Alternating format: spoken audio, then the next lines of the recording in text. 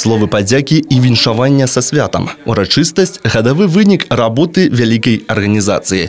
А ён даволі важкі. 730 мільёнаў рублёў у агульную скарбонку Белкапсоюза унеслі брэсцкія кааператары. Лепшы вынік у сістэме. Результат достигается упорным трудом всех тех, кто сегодня трудится в потребительской кооперации, значит, тех, кто когда-то заложил, в общем-то, фундамент, я имею в виду ветеранов потребкооперации, благодаря которому сегодня мы можем пользоваться вот той материально-технической базой и добиваться вот этих результатов.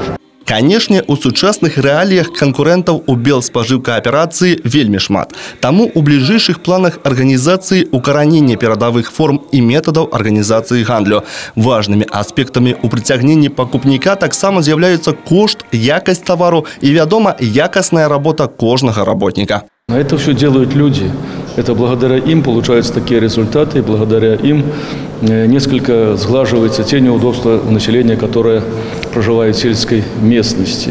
Благополучия всем, успехов, здоровья, счастья, побольше веселости в жизни. Я думаю, что это будет справедливым для тех работников, которые работают в системе потребкооперации. Усіх работнікаў патрэбкааперацыі з прафесійным святам павіншаваў і старшыня брэсцкага аблвыканкама Анатоль Лис. Ни одного мероприятия, особенно на селе, крупного, не проходит без участия работников потребкооперации.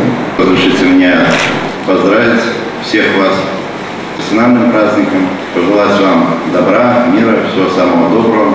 Олег Завадский, Сергей Матвейчук, телерадиокомпания «Брест».